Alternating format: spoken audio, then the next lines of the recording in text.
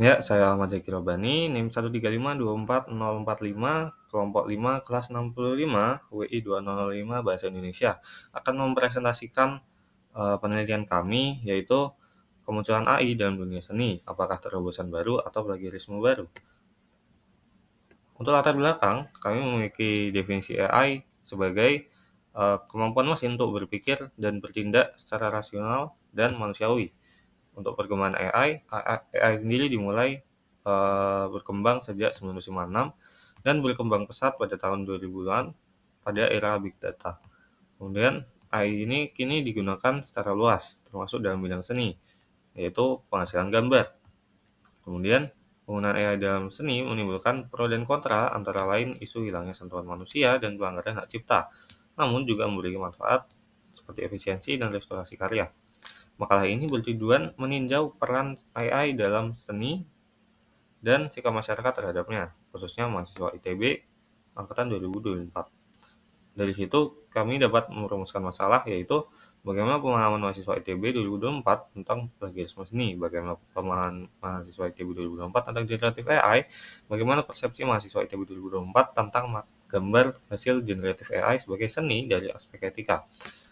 Jadi tujuan penelitian ini adalah menjawab 3 rumusan masalah tersebut dengan manfaat, yaitu memberikan gambaran tingkat pemahaman masyarakat terhadap perkembangan AI khususnya dalam bidang seni, membantu mengidentifikasi kekhawatiran atau penerimaan masyarakat terhadap teknologi baru yaitu AI, memberikan kontribusi ilmiah dalam kajian hubungan antara kecerdasan buatan dan seni, dan meningkatkan literasi teknologi dan kesadaran etis masyarakat terhadap perkembangan AI khususnya generative AI.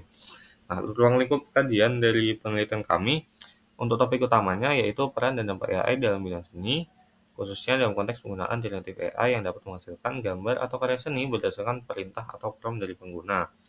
Nah, respondennya yaitu mahasiswa ITB angkatan 2024 dari latar belakang yang beragam. Untuk fokus pembahasannya, penelitian ini tidak akan membahas aspek teknis, yaitu, melainkan membahas aspek etis.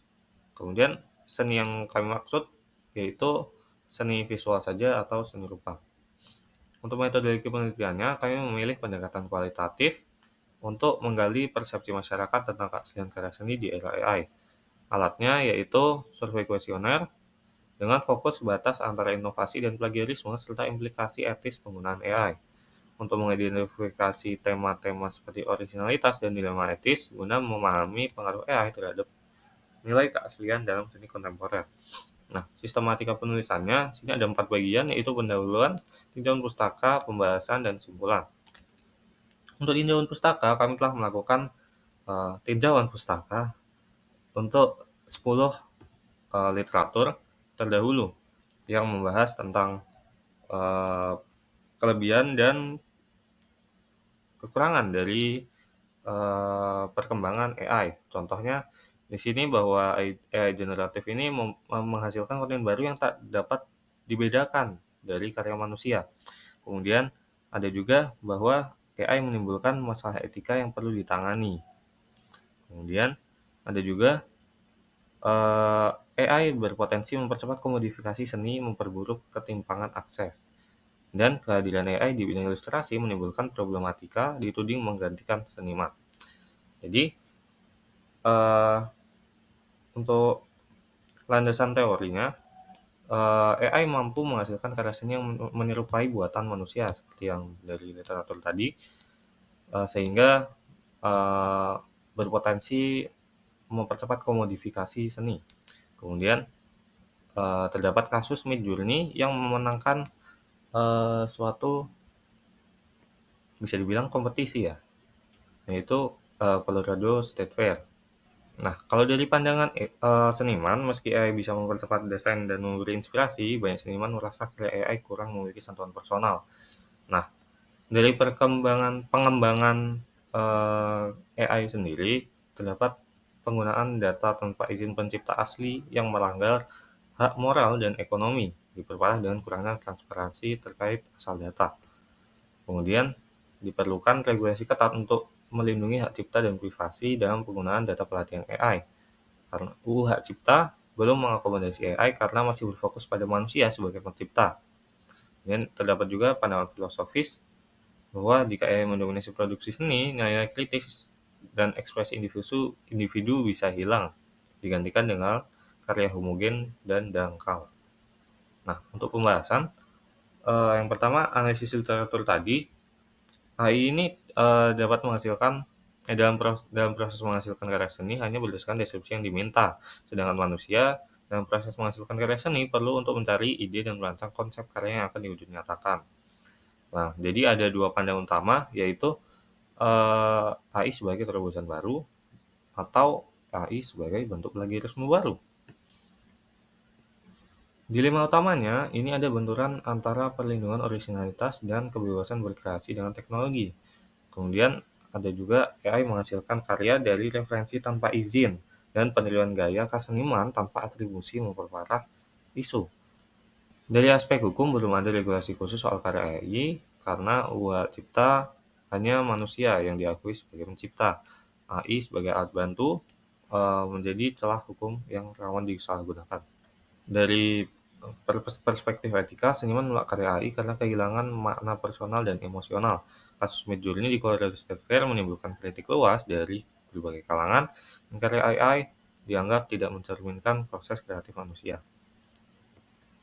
Dampak sosialnya, karya berbasis AI ini menimbulkan ketegangan antara seniman tradisional dan pengguna teknologi, pergeseran parameter artistik, dan krisis identitas artistik. Solusinya perlu pendekatan yang menyentuh aspek moral, sosial, dan mempertimbangkan kolaborasi manusia dengan AI. Nah, untuk survei yang telah kami lakukan, terdapat 30 mahasiswa ITB 2024 dari asal jurusan yang beragam seperti yang bisa dilihat pada diagram. Nah, untuk minat terhadap seni dan teknologi di sini terhadap teknologi lebih dominan, tetapi terhadap seni juga tidak lemah ya. Nah, 100% dari responden sudah mengetahui apa itu generative AI, sedangkan 90% sudah pernah menggunakannya. Untuk pemahaman plagiarisme, mahasiswa seni memiliki skor pemahaman yang tinggi yaitu 4-5, sedangkan mahasiswa teknik memiliki skor pemahaman yang lebih rendah. Artinya pemahaman tentang plagiarisme seni ini sangat dipengaruhi oleh latar belakang akademik. Namun, untuk pandangan terhadap originalitas karya AI, 70% menganggap karya AI tidak original, 13% agak original, dan 17% bingung menggunakan originalitas. Artinya walaupun latar belakangnya berbeda-beda, tetapi mahasiswa ITB ini cukup kritis. Nah, di sini disajikan 4 ilustrasi, kemudian ditanyakan manakah yang kemungkinan besar merupakan karya manusia. Nah, pilihan banyak dipengaruhi oleh emosi visual dan intuisi. Mahasiswa DKV cenderung lebih sensitif dalam membedakan karya manusia. Nah, ini terdapat fokus pada detail visual, intuisi, dan nuansa. Faktor yang mempengaruhi penilaian yaitu pengalaman pribadi, estetika subjektif, dan referensi historis. Ciri khas karya AI yang dikenali yaitu terlalu halus dan terlihat seperti efek filter. Nah, kalau ada karya AI dipamerkan bareng karya manusia, mahasiswa ITB menganggap bahwa perlu ada label atau pembeda antara karya AI dengan karya manusia. Nah, 25 dari 30 responden menyarankan adanya penanda khusus karya AI, misalnya jenis label seperti dibuat pakai AI atau ditempatkan secara mencolok atau tersembunyi. Kemudian untuk pandangan hak cipta, sebagian mengatakan tidak perlu, sebagian untuk developer, dan sebagian pengguna atau developer sehingga belum ada kesepakatan yang kuat. Nah, mahasiswa ITB juga menganggap karya AI tetap butuh campur tangan manusia supaya lebih bermakna. Nah, dalam kegiatan sehari-hari, apakah mahasiswa ITB nyaman dengan AI? Untuk teknologi skornya 3-4, DKV skornya 1, Saintek lainnya 2-3. Artinya sikapnya dipengaruhi oleh disiplin ilmu yang sedang dipelajari. Nah, mayoritas responden berpikir bahwa AI lebih banyak membawa masalah yaitu etika, plagiarisme, dan hilangnya nilai ekspresi. Beberapa responden netral dan segelintir responden menganggap AI membawa lebih banyak manfaat. Nah, simpulannya, mahasiswa ITB 2024 paham tentang generative AI dan hubungannya dengan plagiarisme seni. Generative AI menuai pro dan kontra dari mahasiswa ITB 2024. Banyak yang mengatakan potensi masalah yang ditimbulkan oleh generative AI cukup besar, tetapi ada juga yang netral dan ada yang mendukung perannya sebagai alat bantu dalam pengerjaan karya seni. Nah, Oh, untuk diskusi dan saran, dalam proses penelitian terjadi sedikit konflik dalam pengerjaan bab pembahasan yang kurang sesuai dengan rumusan masalah dan metode penelitian yang kualitatif. Pertanyaan-pertanyaan survei dapat dikatakan masih menggunakan cara pandang kuantitatif.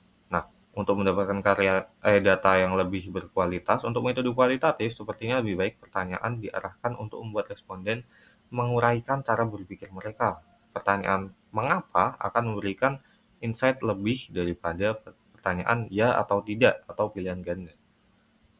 Baik, sekian presentasi dari saya. Kurang lebihnya mohon maaf. Wassalamualaikum warahmatullahi wabarakatuh.